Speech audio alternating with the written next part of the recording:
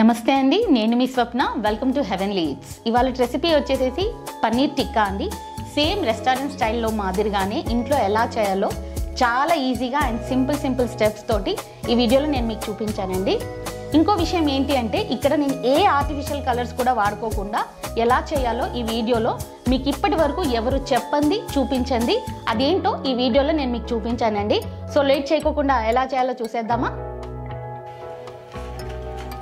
Paneer టిక్కాకి capsicum కావాలండి. Paneer, capsicum, ఉల్లిపాయలు ఇవి చంక్స్గా కట్ చేసుకోవాలి. 3 ఇంచెస్ ఇంత సైజెస్లో ముక్కలు కట్ చేసేసి పెట్టుకుందాం. ఫస్ట్ మనం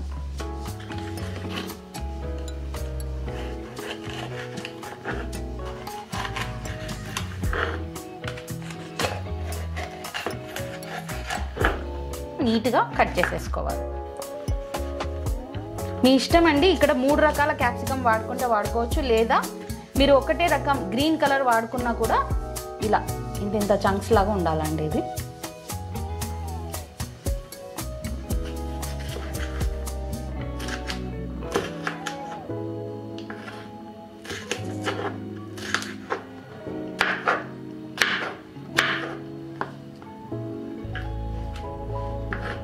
ఇప్పుడు ఉల్లిపాయలు కూడా ఇలాగే చంక్స్ లాగా కట్ చేసేసుకుందాం, పెద్ద ముక్కల కింద.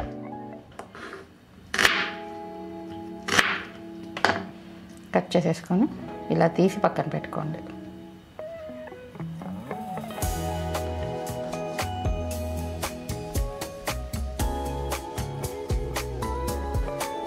ఇలా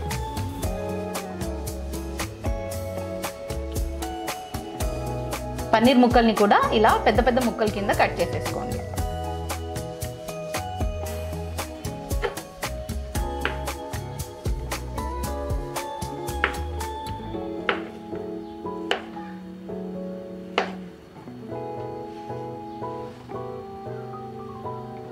ఇలాగే అన్ని ముక్కల కింద కట్ చేసేసి పక్కన పెట్టుకోండి. ఫస్ట్ పెరుగు అండి. ఇది పెరుగుని కొంచెం నీళ్ళన్నీ వడగట్టుకునేలాగా ఏదైనా మస్లిన్ క్లాత్లో వేసేసి పెట్టేసుకోండి.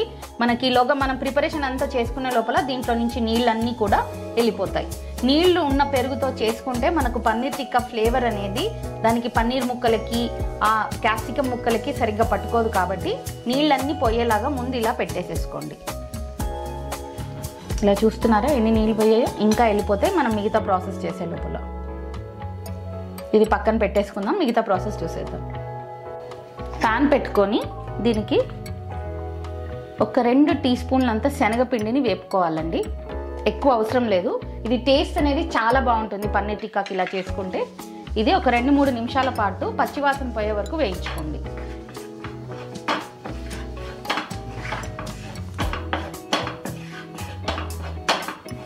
వేగిపోయిందండి. స్టవ్ కట్టేసేసుకుందాము.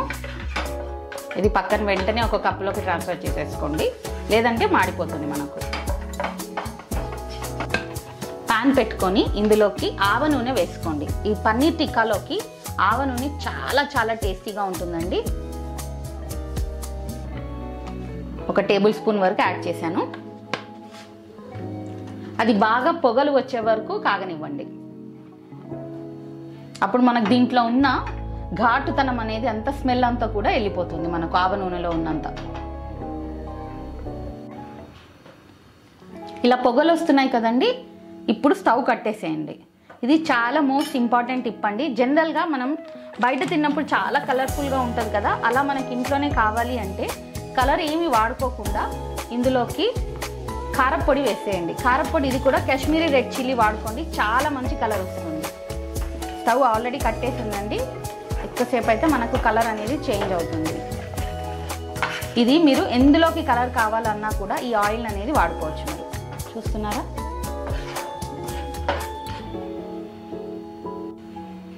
చూస్తున్నారా కదండి, పెరుగంతా కూడా పెరుగులో నుంచి మొత్తంగా నీళ్ళు వెళ్ళిపోయినాయి. ఇలా ఎంత క్రీమీగా వచ్చిందో ఇలా కావాలి మనకు పన్నీర్ టిక్కాలోకి. ఇది చాలా మోస్ట్ ఇంపార్టెంట్ అండి. ఈ స్టెప్ ఖచ్చితంగా చేయాలి. మనం చేస్తేనే మనకు బయట తిన్న ఫీలింగ్ అనేది వస్తుంది మనకు. చూస్తున్నారా? ఇలా వేసిన తర్వాత పెరుగును ఒకసారి చేతులతోటి బాగా మెత్తగా అయ్యేలాగా చేసుకోండి.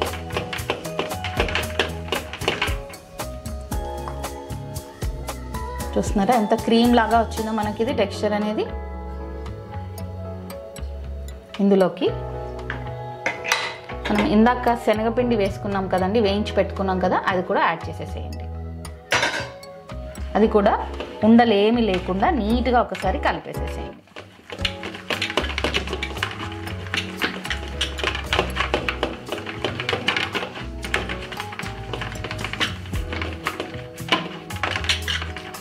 శనగపిండి వేసి బాగా కలుపుకున్న తర్వాత దీంట్లోకి 1 స్పూన్ కారం, ధనియాల పొడి, గరం మసాలా 1 స్పూను, జీలకర్ర పొడి 1 స్పూన్ వేసుకోండి, కొంచెం పసుపు,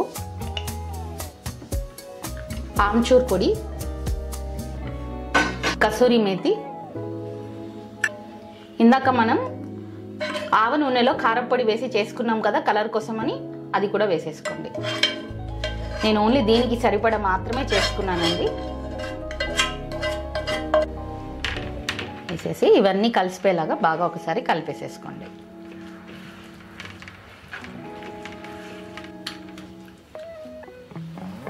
ఇందాక మనం కట్ చేసుకున్న పన్నీర్ ముక్కలు, క్యాప్సికమ్ అండ్ ఉల్లిపాయ ముక్కలు అన్నీ కూడా ఒకసారి వేసేసేయండి. మెల్లిగా ఇలా అన్నిటికీ పట్టేలాగా కలిపేసేసుకోండి. ఇలా ఉండాలి మనకు మసాలా అంతా కూడా. ఇప్పుడు లాస్ట్న 1 నిమ్మకాయ పిండి వేసేసుకుందాం.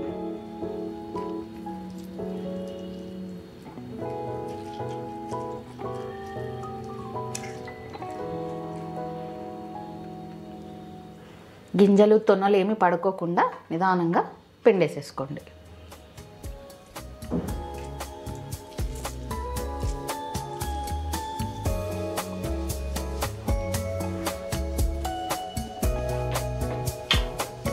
ఇది ఈ స్టెప్ అండి, మనం మ్యారినేట్ చేసి పెట్టుకుంటే ఇవి తొందరగా అయిపోతాయండి. గెస్ట్లు ఎవరైనా వచ్చినప్పుడు కూడా మీరు చేసేసి ఫ్రిడ్జ్లో పెట్టుకుంటే అప్పటికప్పుడు మీరు చేసేసి ఇచ్చేయచ్చు వాళ్ళకి స్టార్టర్ అనేది.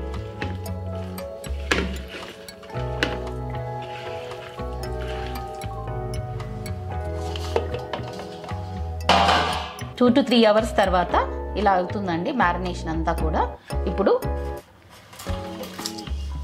ఇలాంటివి బ్యాంబూ స్టిక్స్ మనకు మార్కెట్లో ఈజీగా దొరుకుతాయి.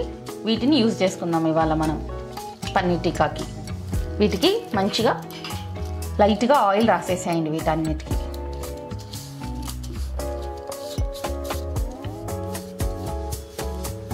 జస్ట్ సహా ఇప్పుడు ఒక్కొక్క స్టిక్ తీసుకొని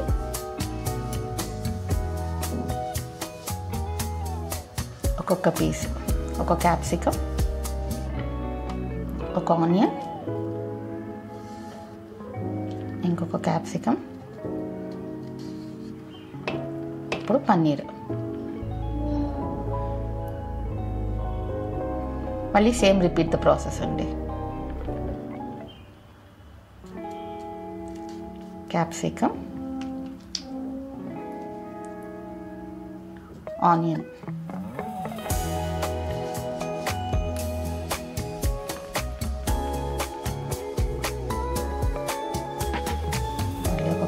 పెట్టుకొని ఒక పన్నీర్ పెట్టేసుకోండి. ఇంకొక పన్నీర్ ముక్కను యాడ్ చేయండి. ఇప్పుడు మళ్ళీ లాస్ట్లో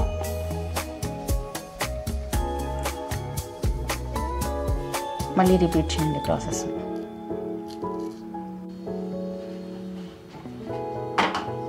ఇలాగే మొత్తం పెట్టేసుకోవాలండి స్టిక్స్కి. చూస్తున్నారు కదా, ఇలా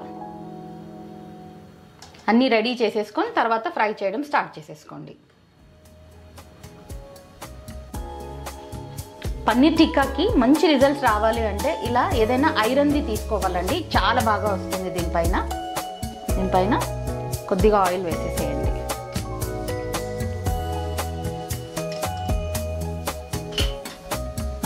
వేసుకొని అది కొంచెం బాగా వేడవనివ్వండి. ఆయిల్ వేడయ్యాక ఇలా పెనం అంతా ఈ ఆయిల్ని ఒకసారి స్ప్రెడ్ చేయండి. ఇలా ఒక్కొక్కటిగా సిమ్ మంట మొత్తం తగ్గించేసేసి ఒక్కొక్కటిగా ప్లేస్ చేయండి. అంటుకోకుండా పేస్ట్ చేసుకోండి. ఇలా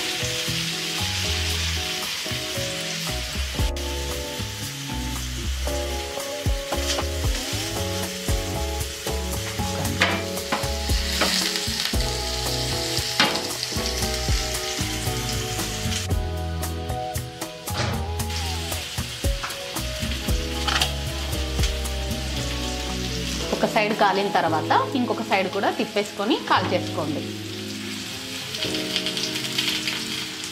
హై ఫ్లేమ్లో అస్సలు పెట్టద్దండి, మాడిపోతుంది పన్నీరు. ఇంకా దీంట్లో శనగపిండి కూడా వేసాం కదా.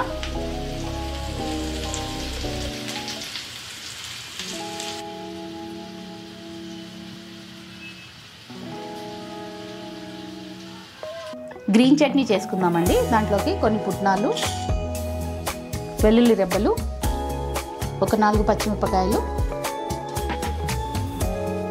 అలాగే కొత్తిమీర కాడలు, కొంచెం ఉప్పు, కొంచెం పెరుగు వేసేసుకోండి. మొత్తంగా మిక్సీ పట్టేద్దాం.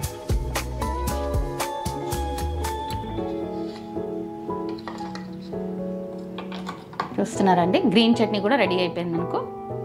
ఇంకేం సర్వ్ చేసేసుకోవడమే.